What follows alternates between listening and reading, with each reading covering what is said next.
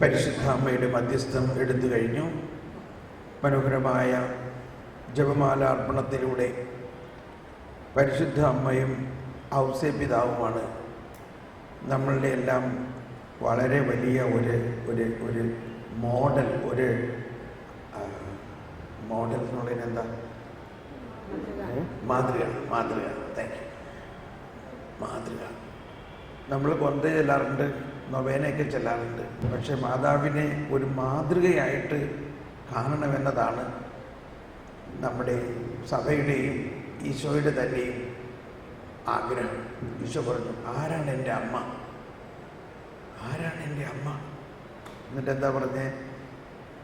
ഈ വചനം അനുസരിക്കുകയും അതിൽ ജീവിക്കുകയും ദൈവത്തിൻ്റെ ഹിതം അനുസരിച്ച് നിറവേറ്റുന്നവരെല്ലാവരും എൻ്റെ അമ്മയും എൻ്റെ സഹോദരങ്ങളുമാണ്. എല്ലാവരും എൻ്റെ അമ്മയാണ്. അപ്പോൾ നമ്മളെല്ലാവരും അമ്മയെപ്പോലെ ആകുക എന്നതാണ്. അപ്പോൾ നമ്മൾ കൊന്തയൊക്കെ ഇങ്ങനെ നമ്പർ അടിക്കണമാതിരി പടപടപടയെന്ന് ഇങ്ങനെ ചൊല്ലിപ്പോണ്ട് നമ്മൾ വിചാരിക്കും ഇത്ര കൊന്ത ചെല്ലിയാൽ ഇത്ര ഗുണം കിട്ടും. ഇനി കൊന്ത ചെല്ലുമ്പോൾ സൂക്ഷിച്ച് വളരെ ഒരു മാതാവിനെ മാതൃകയാക്കുന്ന ഒരു അനുഗ്രഹം തരാൻ വേണ്ടി പ്രാർത്ഥിക്കണം. മാതാവിനെ മാതൃകയാക്കുന്നതിൽ നമ്മൾ മനസ്സിലാക്കേണ്ട ഏറ്റവും പ്രധാന കാര്യം പരിശുദ്ധാത്മാവിൻ്റെ വരദാനങ്ങളെല്ലാം നിറഞ്ഞിരിക്കുന്നൊരു വ്യക്തി തമ്പുരാൻ്റെ അമ്മ. അതോടൊപ്പം ബോധജ്ഞാനത്തിൻ സിംഹാസനമേ, ദിവ്യ ആത്മജ്ഞാനത്തിൻ സിംഹാസനമേ, ദൈവത്തിൻ പേടകമേ, കൃപയുടെ സാഗരമേ, സ്വർഗ്ഗത്തിൻ വാതിലേ, നക്ഷത്രമേ, ദർപ്പണമേ, ദൈവത്തിൻ ജനനിയെ, കന്യകയെ, ഇത് പണ്ട് കാലത്ത് നമ്മൾ എഴുതിയൊരു പാട്ടാണ്. അതിൻ്റെ ആദ്യത്തെ ലൈനൊന്നും കൂടി ഒന്ന് കേട്ടോ. റാണി മഹാറാണി മറിയം റാണി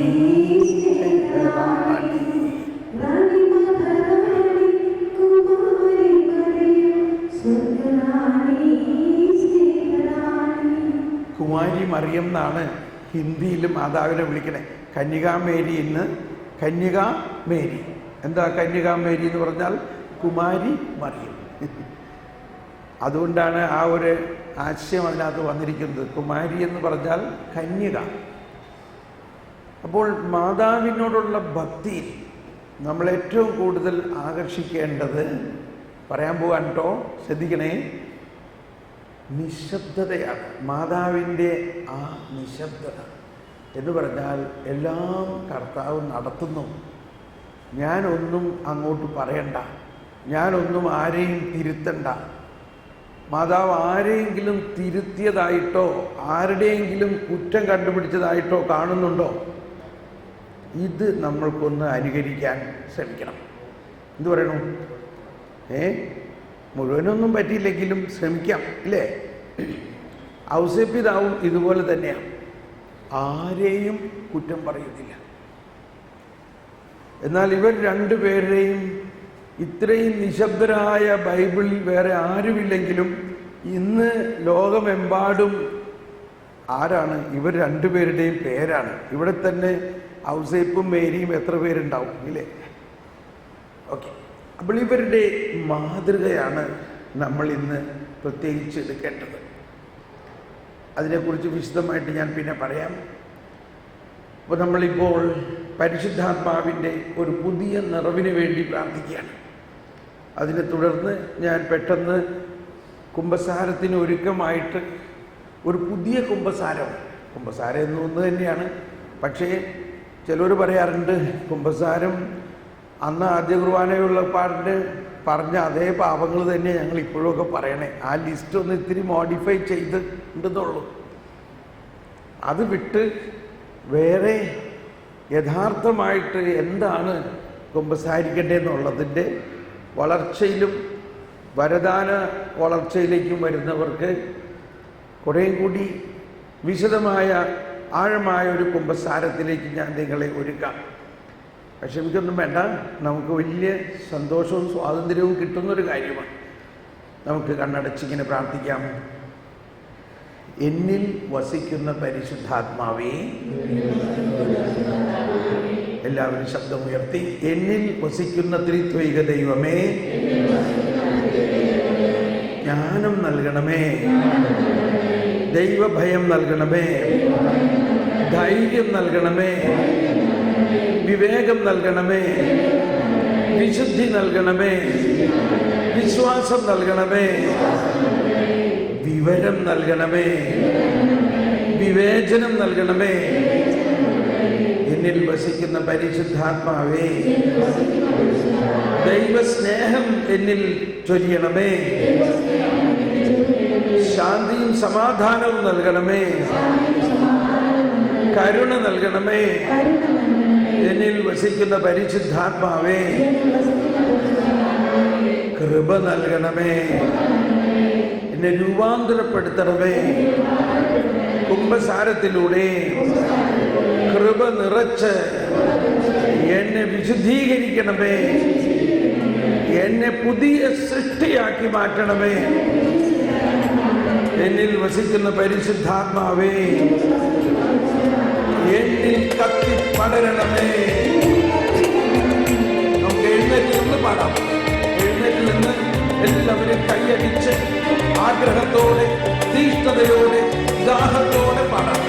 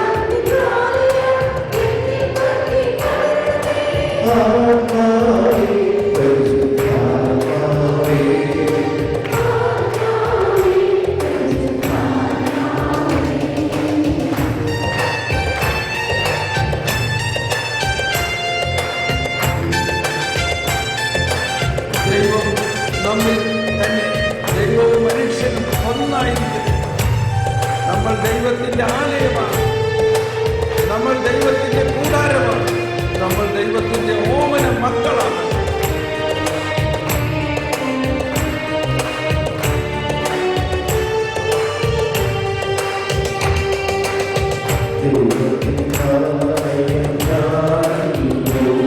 എല്ലാവരും ദൈവത്തിന്റെ കൂടാരം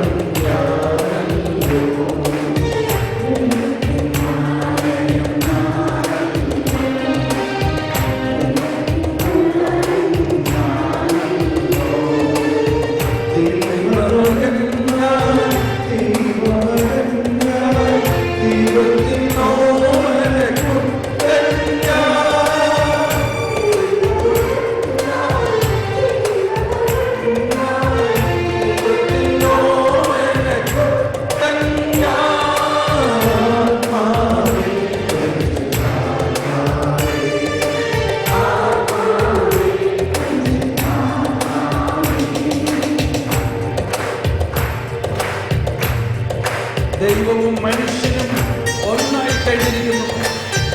പാപിയായ ഞാൻ ദൈവമകനായി മാറിയിരിക്കുന്നു.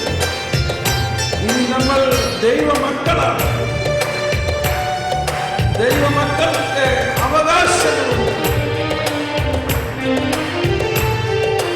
ദൈവരാജ്യം നമ്മിൽ തന്നെയാണ്.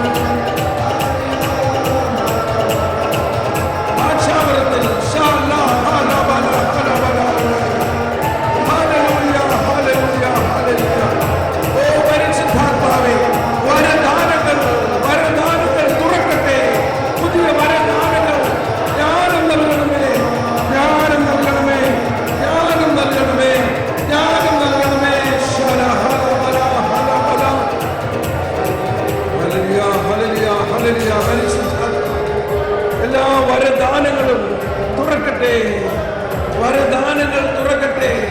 ജ്ഞാനം നൽകണമേ, ജ്ഞാനം നൽകണമേ, വിവേകം നൽകണമേ. വരങ്ങൾ വിശ്വാസം വർദ്ധിപ്പിക്കണമേ, വിശ്വാസം വർദ്ധിപ്പിക്കണമേ, വിശ്വാസം വർദ്ധിപ്പിക്കണമേ.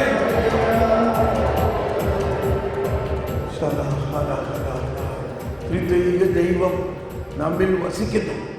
അതാണ് നമ്മൾ കുർബാനയിൽ പ്രധാനമായിട്ട് പാടുന്നതാണ്, ദൈവം നമ്മോട് കൂടെ.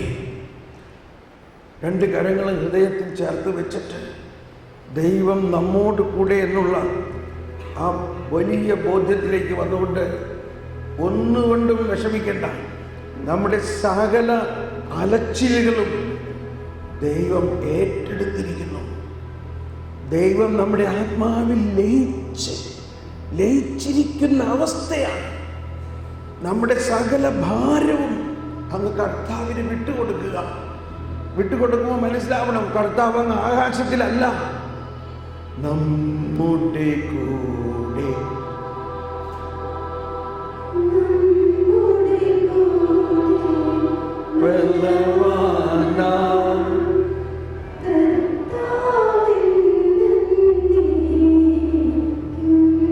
ചേർന്ന് പാടാം.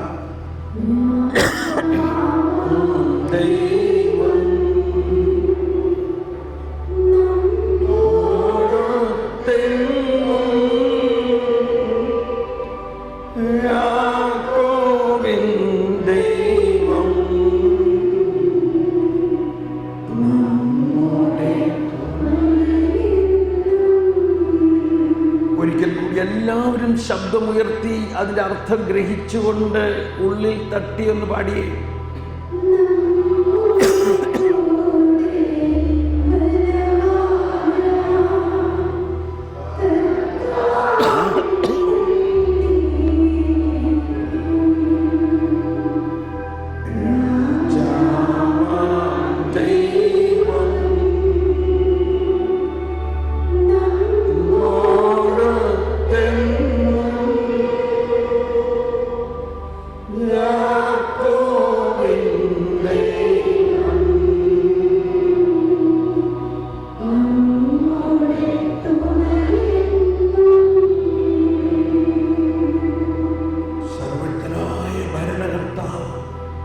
അങ്ങയുടെ ഭവനത്തിൽ വസിക്കുന്നവരുടെ വിസ്മരണീയനായ പരിപാലകൻ, സകല നന്മകളുടെയും സകല സൗഭാഗ്യങ്ങളുടെയും ഉറവിടവുമായ ദൈവമേ, അങ്ങയുടെ സ്വഭാവത്തിനൊത്ത വിധം ഞങ്ങളെ അനുഗ്രഹിക്കണമേ.